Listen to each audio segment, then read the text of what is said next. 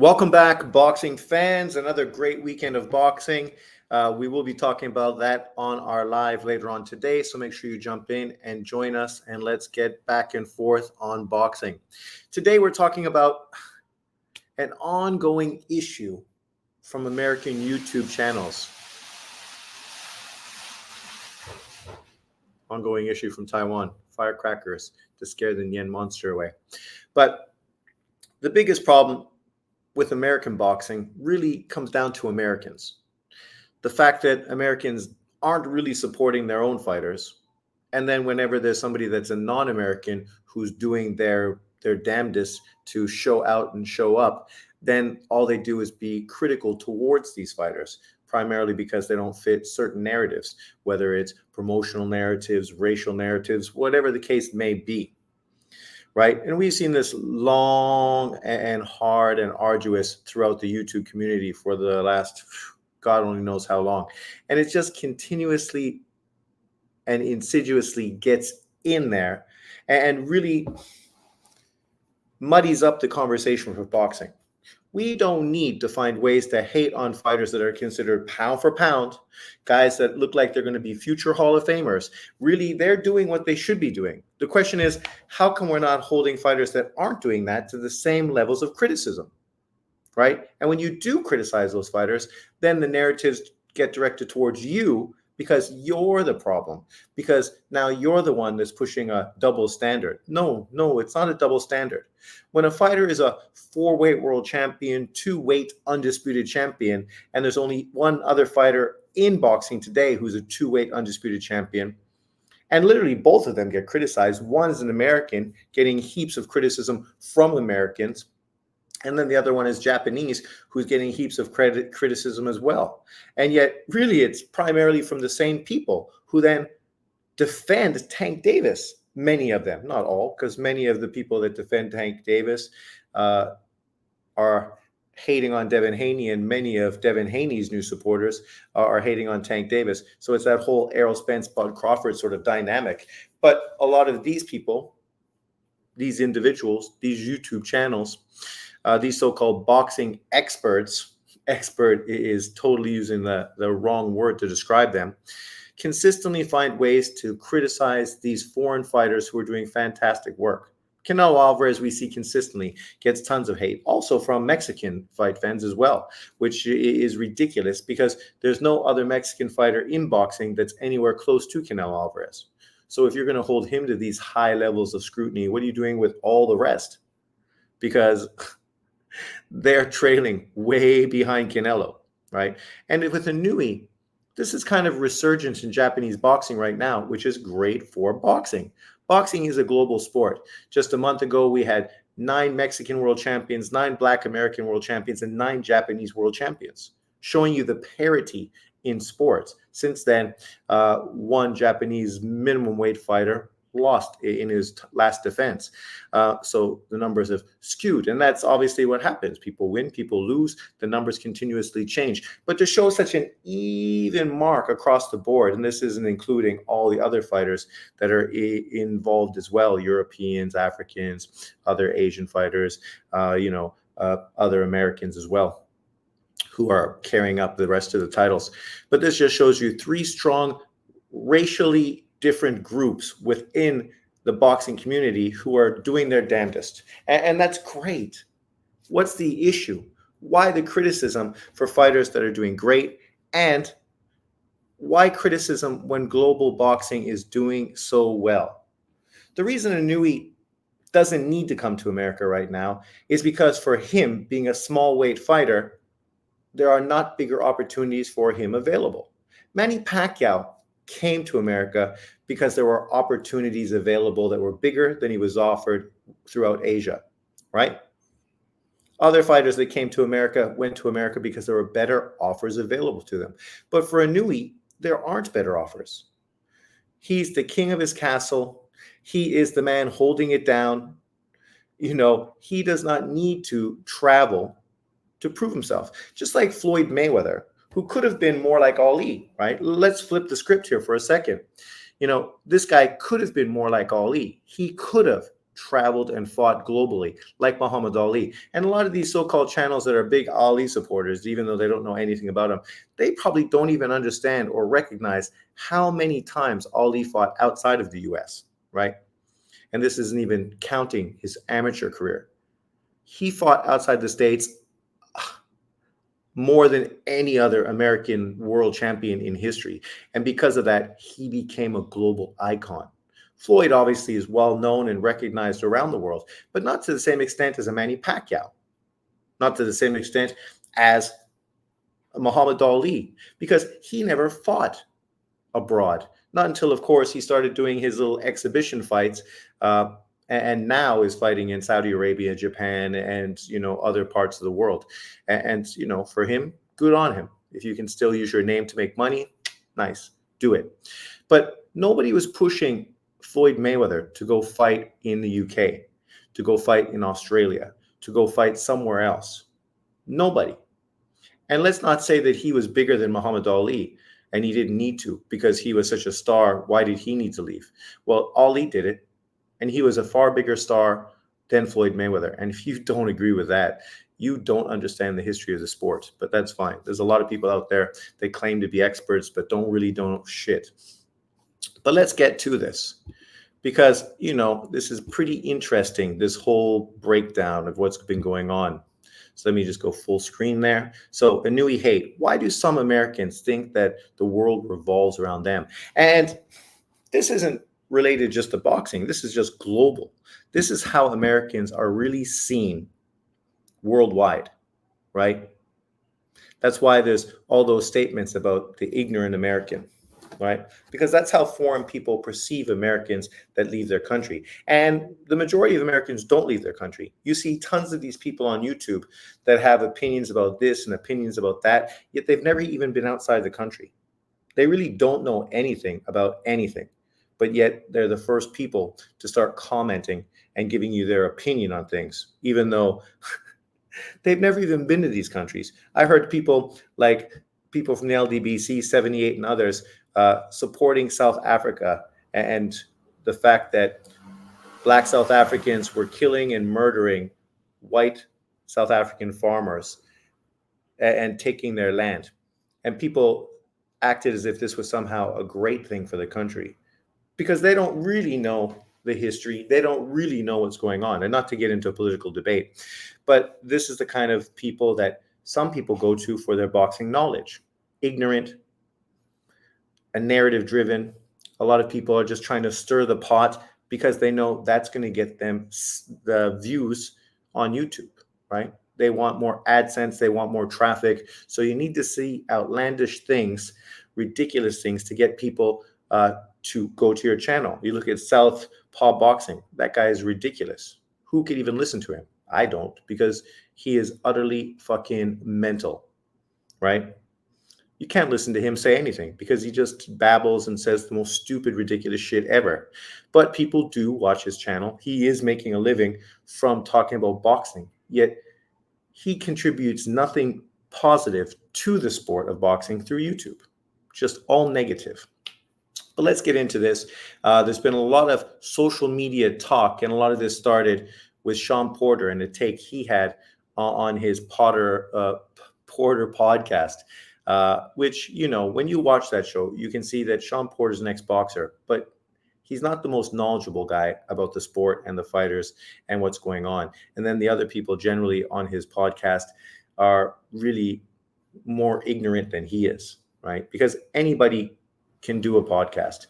Anyone can do a YouTube channel. Anyone can come out and give their opinions, even if they don't really know much, right? Gilbert Arenas is the perfect example of that. But let's get to this. So Marcus Villegas, sorry if I butchered his name. So he was responding to Sean Porter, who also reiterated his comments on Pro Box when he said, if Inoue's goal is to be a star in boxing, he has to come to the United States. See, and the ridiculousness of this is Inoue is a star in boxing, right? He is a star. And people like this say, well, casual fans don't know him. Casual sports fans don't know fucking anybody in boxing. outside of maybe Canelo Alvarez and two other fighters. You know, boxing in America is not one of the top sports viewed. That's why the numbers are so pitiful. That's why pay-per-view numbers come in secondary to fucking Jake Paul's pay-per-view fights. Jake Paul, a YouTuber, when he does his pay-per-view fights, they generate far more money and revenue and views than the majority of pay-per-views coming from boxing uh, promoters. What does that tell you? People love the circus. They don't really know the players, and you know that's responding to the majority of people that pretend to be boxing fans. But Marcus, who also has his own YouTube channel, says Inoue is already a star, but the US is the biggest boxing market. If he wants to be a bigger star, he should return to the US. Well, that's fine and dandy. Initially, when Bob Arum and Top Rank signed him, they were planning on doing one fight in Japan, one fight in the States, one fight in Japan, one fight in the States. Obviously, one fight fell through. I saw somebody criticizing Inoue's team for that, but it's not Inoue's team that dropped the ball. It was literally the other guy's promotional team that dropped the ball, and then they ended up signing with PBC, and then that fight fell off. Also, it was during the whole COVID scenario. So that obviously was a big hurdle to overcome, especially a country like Japan that's an island and was very closed off during the whole COVID situation.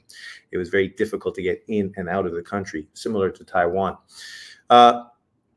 So opportunities were missed there, not because Inoue's team wasn't interested, because they were, but it was because COVID shut down the world, including boxing. Some opportunities like Casamayor's fight fell through, but Casamayor has been exposed since then as nothing much. And it would have been great to fight him at that time. Of course it would have been. A power-punching Filipino, people were calling it the second coming of Pacquiao, just like they said about Magsaya. Yet real boxing fans knows there's no truth to either one of those statements, right? The reality is America is a big market, but it's not what it once was. People acting like if you come to America, you will become a superstar. That's not true. Lomachenko came to America, was hotly grabbed by the media and pushed, yet never became a star, right? For foreign fighters to break into the US market and become stars, you don't see it. It's not the norm. For American fighters, it's not the norm. But here we are. Here's just some stats that were put out. Sorry, I should have made it smaller, but I just did it quick on my iPad. So Inoue, they're comparing Inoue to obviously Canelo Alvarez. He joined Canelo as the only active fighters to capture all three awards, winning Fighter of the Year by three of the media bodies that give out Fighter of the Year. This tells you he's a star. You don't win these kind of awards if you're unknown and people don't know who you are, because media members need to know who you are. And primarily, most of these are done by American media members, right? But let's go further into this and just check out some stuff. So, when Lou DiBella is defending you, you must be on the side of truth. Marcus made his comment, if he wanted to become a bigger star, he needs to come to the US. Lou DiBella came out and said, not really. He's about to sell out the Tokyo Dome and do a Canelo Alvarez-sized gate in Japan. He's got a deal there with Amazon, and he's a domestic superstar. He's fine doing what he's doing. And that's the irony. Many of these PBC guys are all over the PBC signing with Amazon. Inoue signed with Amazon before the PBC did. Right? Amazon has already carried his fights before that contract with the PBC was even the ink even dried. This is a fighter selling 55,000 seats in the Tokyo Dome in Japan.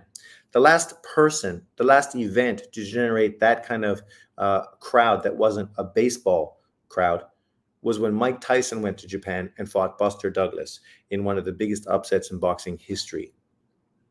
Was Mike Tyson a star? Sure. That's why he was able to go to Japan and generate 55,000 stadium capacity. Inoue's doing that at home. Nobody else is doing that. You think about these top American fighters, even Errol Spence when he was at the top, or Tank Davis now. None of them are generating those kind of numbers. They're not filling out 55,000 stadiums, right? Like Canelo has done in Texas, like obviously Anthony Joshua has done also. What he's doing has never really been seen by smaller fighters. I mean, I think Julio Cesar Chavez in Mexico might have done 100,000 at one time for one of his domestic fights, but he also wasn't as small as Inoue. Ring Magazine, who's a proponent of truth and a supporter of Inoue, came out and said Americans don't even support American fighters, let alone foreign ones. Stay in Japan. The only reason fighters come here so often was to make money. He's already making that. The days of bowing to the United States are over, and he's an American, and what he says is completely true. Like I mentioned earlier in the video, people used to go to the States because that's where the biggest opportunities were available. If there are bigger opportunities elsewhere, then you no longer need to come to the US. Right now, Saudi Arabia is probably the biggest money pit in boxing. And so going to Saudi Arabia, is that going to make Saudi Arabia the face of boxing? Of course not. But they're now a player. The UK has been killing it over the last 5, maybe a little more period of time. The States, up and down, hot and cold, depending on having an American star. An American star. That's what drives the American market. Inoue is not American star. No matter how big he gets or how many Americans or Mexican Americans he beats, he's probably not going to become a star. Eric Morales, Barrera, Juan Manuel Marquez, these are Mexicans literally living next door to America. And a huge percentage of the American population are Mexican heritage. Yet these fighters did not become stars in America. So how's Inoue, who doesn't have those benefits of having his country next to America and having his country full of Japanese expats to the extent of Mexican Americans, going to somehow become a star in America? He doesn't speak English. And that obviously is a drawback. Lomachenko learned to speak English so he could communicate a little, right? Rigo didn't. Who was a bigger star? Loma, right? Then you had, of course, GGG. His English wasn't great, but he could get by having interviews and saying funny quotes and showing a bit of comedic sidekick stuff, which gave him quotes and obviously attracted interest from the American media, right? Canelo has learned English, so now he can have a bit more back and forth with the media. So these are things people have said forever, but in this case, they forget that and they just start pushing these negative narratives. And as we move forward, you'll see it just becomes more nefarious. So here's Marcus, who comes out responding to Hamed, an English guy, and I'm sure you guys all seen Hamed, who is saying that, well, the biggest draw in America is a Mexican, and that's true.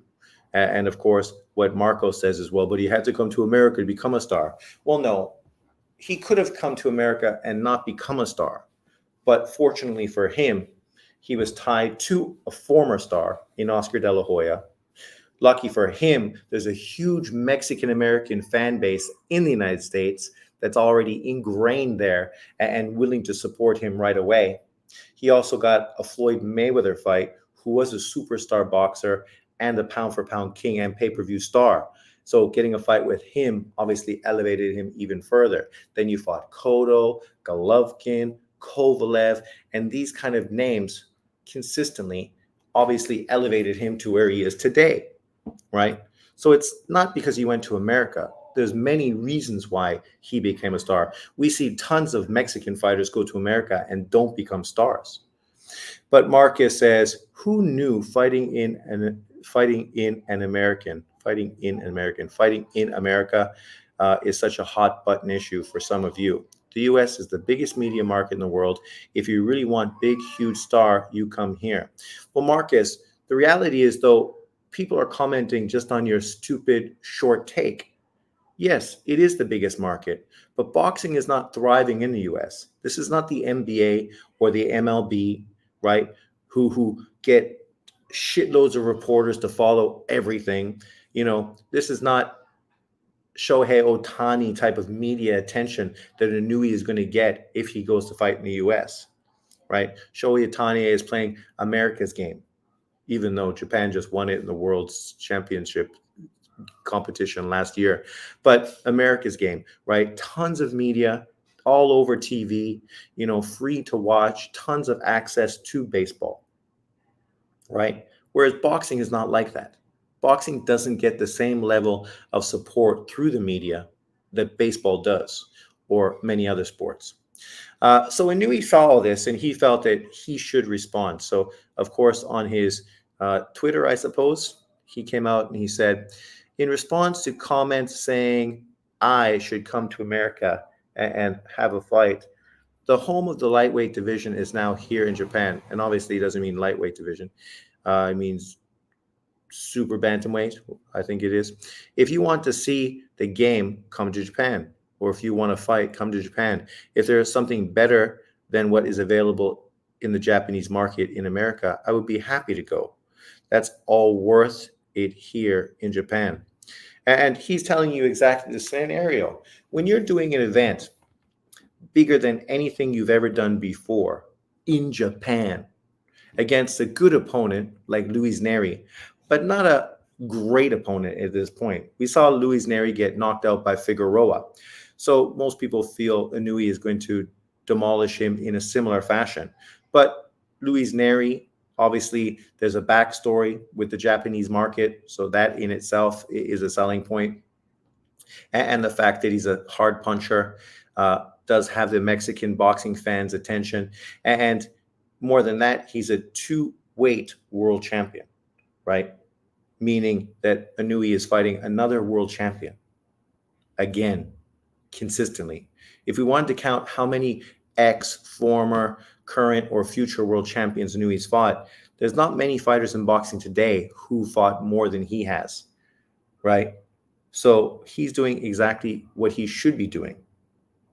But then some people on YouTube will come out and say, oh, he's just gathering belts. Gathering belts. It's ironic that Inoue is gathering belts, but Devin Haney and Bud Crawford aren't, right? There's the double standard. The fact that when Inoue does what Crawford has done and is doing, he gets criticized and ridiculed for it. And this is just the consistent double standard we see from many American YouTubers.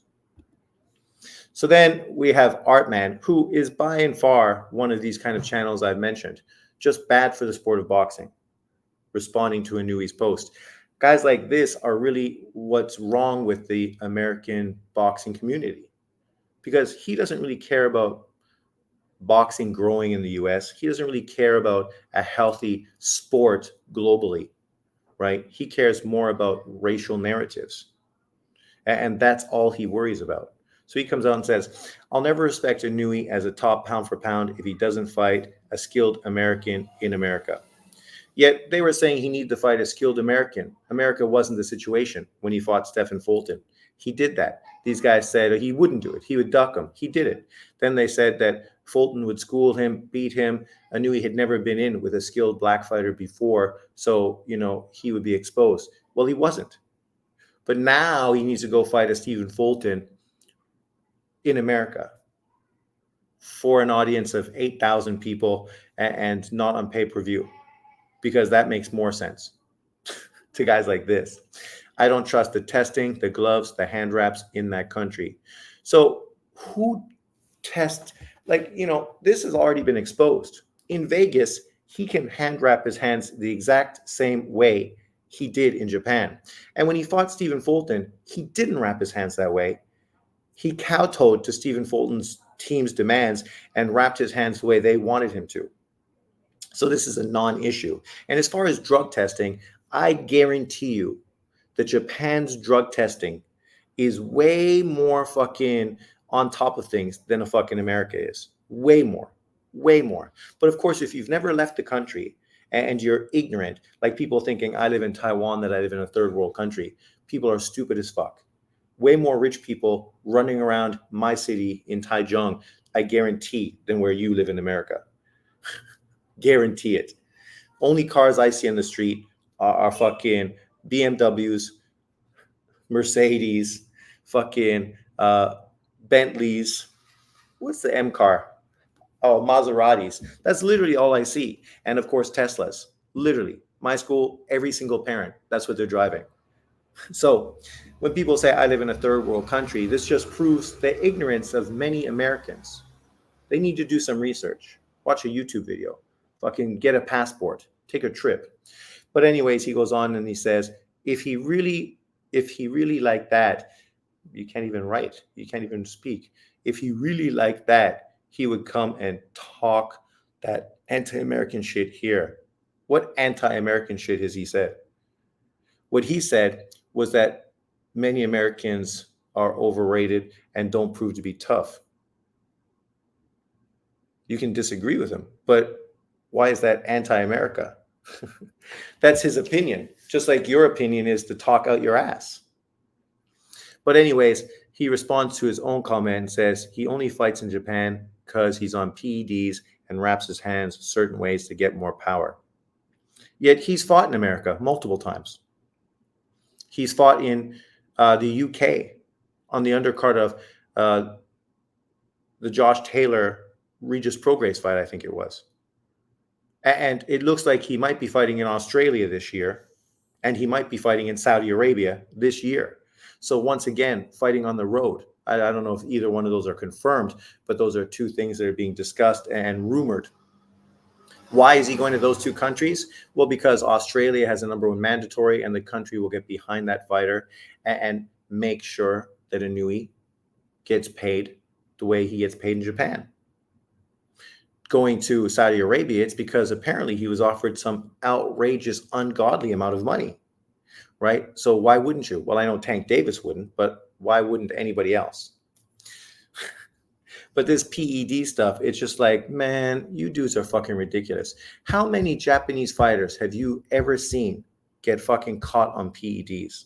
Please, give me a list. Ray Jackson, who's similar to Ant-Man, obviously on Twitter and stuff, these guys are just a cancer to boxing.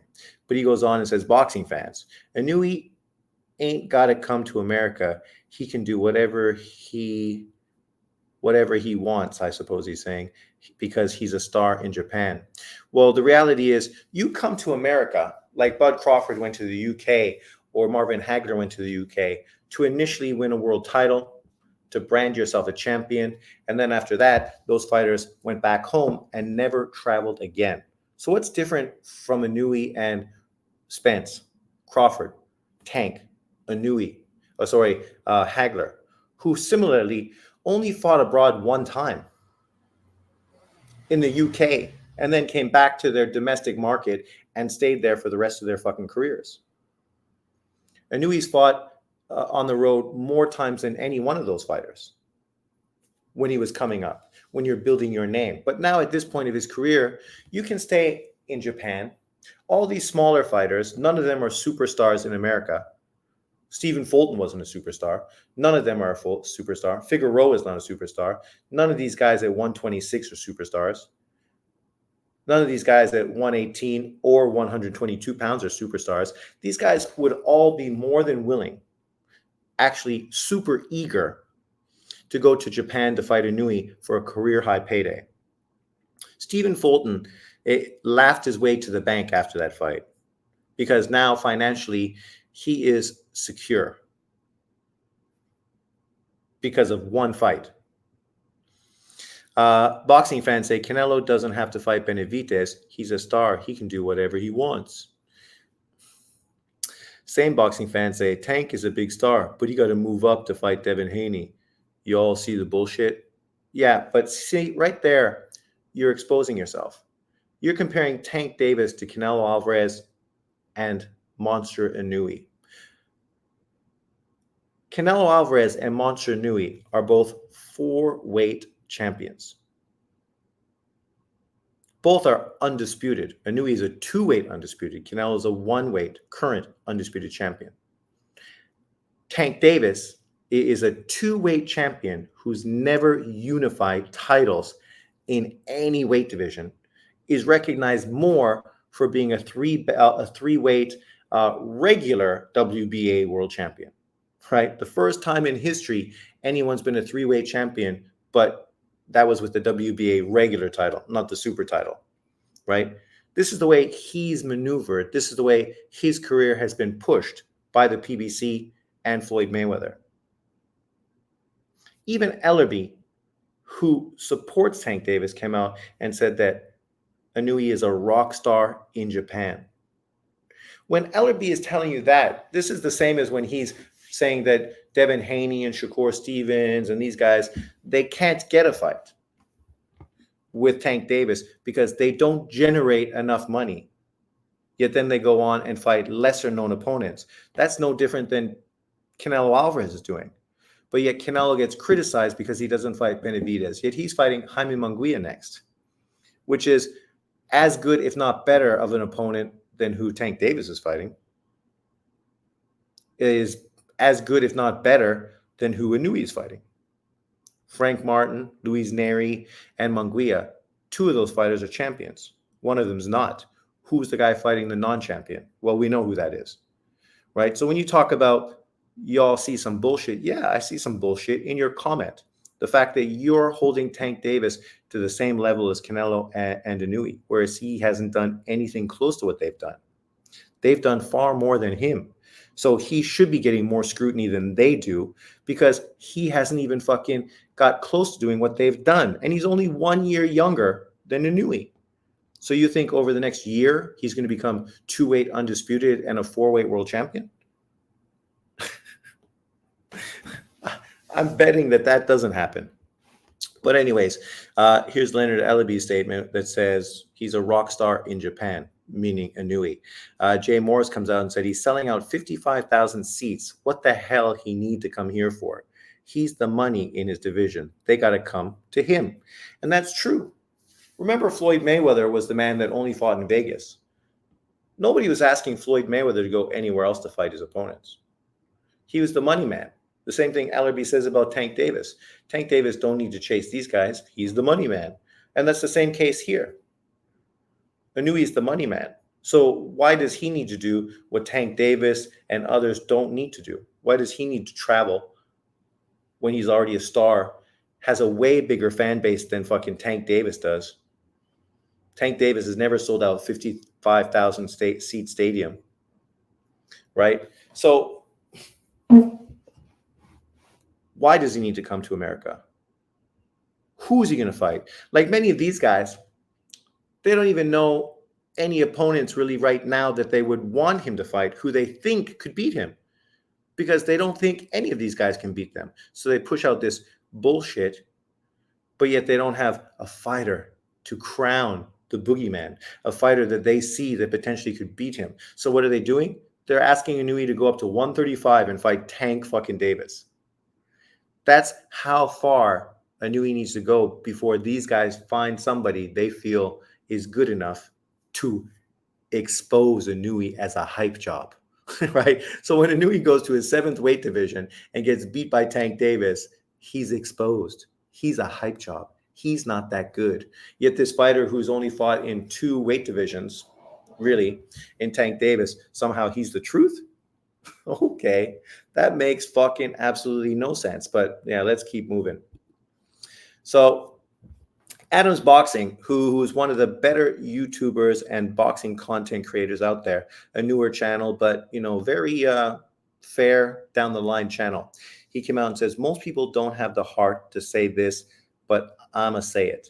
Some, not all, of Inoue's detractors won't be satisfied until he comes to the US and fights an abundance of black fighters. And for some, that still won't be enough. And that's the irony. Who are these black fighters that Inoue could fight at 122 pounds or 126 pounds? Is there an abundance of high-level top black fighters that are going to expose Inoue, right? So let's just take a quick peek at BoxRec's rankings. I know it's BoxRec, but you got to start somewhere. So BoxRec, Super Bantam. So there we go. So we got Inoue, Casemiro, Fulton. He already beat Fulton. Neary, Tapales. He already beat Tapales. He's fighting Neary. Sam Goodman, that's the Australian fighter he's supposed to be fighting. Down under, MJ Akhmedov, that's the fighter he may fight in Saudi Arabia, a Muslim. Reese Aleem, that guy got beat by fucking somebody already. He got exposed. I don't even know how he's still top 8. Brian Vasquez, Liam Davis. Literally you have Reese Aleem and Stephen Fulton. Then you get down to number 13. You have Elijah Pierce. So Elijah Pierce, he's the truth. This guy that got dropped and looked like he's going to get knocked out in his last fight, he's going to beat Inoue. Then we keep scrolling down and we find literally in the top 25, that's it. 3 Black American fighters, Elijah Pierce, Reese Aleem, and Stephen Fulton. So who's he going to fight in America that's going to legitimize him in the eyes of these people, right, that are pushing this narrative? At 126, which would be his 5th weight division, you have Lee Wood, Lopez, Vargas, Ball, Leo, Espinoza, Robsy Ramirez, who many people thought was going to be ultimately the big fight for him at 126, but Robsy lost to Espinoza. We'll see if he can come back in the rematch. Ruben Villa, and then Raymond Ford, who's listed at 9th. Raymond Ford, good fighter, an Olympian, right? But he just won his first title. Is that a big name fight? Is that a huge fight? And the reality is Raymond Ford's talking about moving up to 130. So by the time Inoue moves to this division, Raymond Ford's not going to be there. So that's one guy in the top 10. Castro, Abe, Warrington, Joy Gonzalez, Diami, Keita, Morales, Kega, Isaac Dogbe. Literally in the top 25, you have 1 Black American fighter, Raymond Ford. So at 118 to 126, literally there's 4 Black American fighters with any name recognition. You also have Shushu, but he's still a prospect. That's why he's not listed in the top 25. If I want to find Shushu at 126, I'm going to have to scroll down to number 29. And then we get to Shushu Carrington, who looks the real deal, looks like a great fighter, 11-0, 7 KOs. He's still a young man, only 26. Obviously, he's not young by age, but young in experience of fights. This is a guy who only started having 10-round fights in his last 2 fights. Never had a 12-rounder. Fought Jason Sanchez, 4 losses. His last fight, Bernard Torres, 18 with 1 loss, right? And who did he lose to before he fought Shushu Carrington? He lost to Flency Saya, 13-1 by split decision. Who the fuck is Flency Saya? Like literally, I've never heard of this kid. Flency Saya, 15-1, 11 KOs, Dominican Republic fighter, 26, 5'9", a guy who lost to Alberto Melien, 8-2, right? These guys aren't at Inoue's level. Shushu potentially is going to be a great fighter, and he's at the point where maybe by the time Inoue finishes this year, moves in 2025 to that division to try to become a 5-weight world champion, maybe at that point Shushu is going to become a world champion, and then his name is going to be maybe that next great potential Black American fighter that people feel like they felt about Stephen Fulton, that could expose and beat Inoue in his 5th weight division, right? It's ridiculous. You can see Ray Jackson. Here's his other comment here. The best fighter at each weight class I care about watching. See, this is the problem with many American boxing fans. They don't care about boxing as a whole. He cares about heavyweight, not cruiserweight, 175, 168, not 160, 154, 147, 140, not 135, not 135, not 130, 126, 130. Oh, 130 is there and 135. Oh, he flipped the script on how he did it. So he's got Tank Davis as number 1. I have no problem with that. Shaki Foster at number 1 at 130. Well, that's questionable. You have Navarrete who's there and obviously far more proven, right? Brandon Figueroa doesn't even have a world title right now, does he? So how's he the best fighter in the division? What's he doing? His best win was against who? Neary at 122. Pitbull Cruz, he's the best fighter at 140, better than Lopez, better than Subriel Matias, better than Devin Haney. What are you, fucking cracked out of your mind? Then Boots Ennis at 147, yeah, because Bud and Spence moved up. Spence at 154. How is fucking Spence the best fighter at any weight division? He just got knocked the fuck out in his last fight. We don't know what he's going to do moving forward. Benavidez at 168, of course, the hype job, right? This guy who only last year actually fought high-level opponents. Prior to that, he had been fucking on the Tank Davis, protection fucking supply. Better BF, okay, better BF. You don't want to list Bivol because Bivol beat Canelo, and you might have to give Canelo some credit.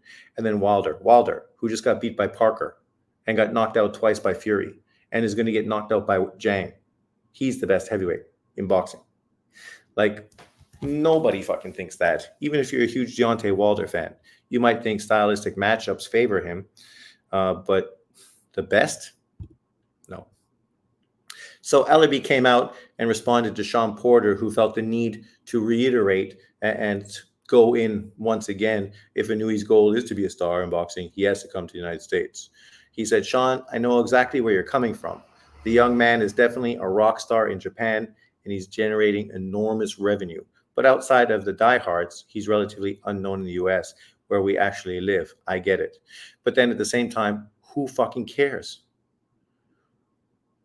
The biggest American fighters in boxing barely can generate fucking 300,000 pay-per-view buys in America. Is that your goal, to come to a dying market where they don't even support their own fighters? Like Sean Porter, the irony is this fucking guy is so demented. He probably thinks he had a better career fucking than Inoue. Michael Montero came out responding to that same comment and says, I've always liked Sean, but this take is several degrees below stupid. Several degrees below stupid. But this is what I said about Sean Porter. And we even see this against many other people that are pundits in sports. They just don't really fucking know as much as we do. Us hardcore boxing fans, these dudes aren't really hardcore. Sure, he's a boxer. And as far as boxing, he knows more than most of us, for sure. But when it talks about the fighters, the matchups, the political stuff going on within promotional companies and everything else, he's not up to date with that shit. He don't know. So here we go. Showtime Sean Porter then came out responding to his own comments saying, to each his own. Much respect to the monster, but come on. Now you know exactly what I meant. Don't take it out of context. No, nobody's taking anything out of context. You're going out of your way to discredit Inoue, acting as if he needs to come to America. But yet you couldn't name 3 fighters that you'd like to see him fight in the US. Like most of these guys talk about the Casemiro fight happening in the US. So a Filipino who's not a big name in America, that's who Inoue had to fight in America, because that's going to make him a household name. Right? That's how demented these guys are. They don't have any star fighters for him to fight in the US. There's no fighter that could generate Inoue's first pay-per-view in the US market, unless he goes to 135 and fights Tank Davis. Literally, that's how desperate these guys are to push this fucking narrative, that they're using Tank Davis as the end goal. When will boxing fans stop pushing their hate narratives and just be fans of the sport that needs them? And this is the problem, right? You know, some people just get encapsulated by the money they can make through AdSense and racial diatribes and racial, double standards, and just continuously push these kind of ridiculous takes as opposed to just talking about the events. How many YouTubers this week talked about this week's top-ranked fight card, the double-header feature with 2 heavyweight matchups, and then one of the youngest up-and-coming superstars in boxing, Abdullah Mason? Who did you see talk about that fight? This was Jared Anderson, potentially the future American in the heavyweight division. Abdullah Mason, potentially a pound-for-pound superstar for the next 10 years. But yet, people weren't even talking about this card. Yet these people want Inoue to come to America to fight, to become a star. Yet you just had the most exciting young American heavyweight fight on Top Rank this weekend. And nobody fucking was talking about it. It was news that totally went fucking unreported. But America's where Inoue needs to go. So Coming up soon, May 6th, just around the corner, Inoue Neri, undisputed in the Tokyo Dome in Tokyo, Japan. Are you excited about this matchup? Leave your comments below.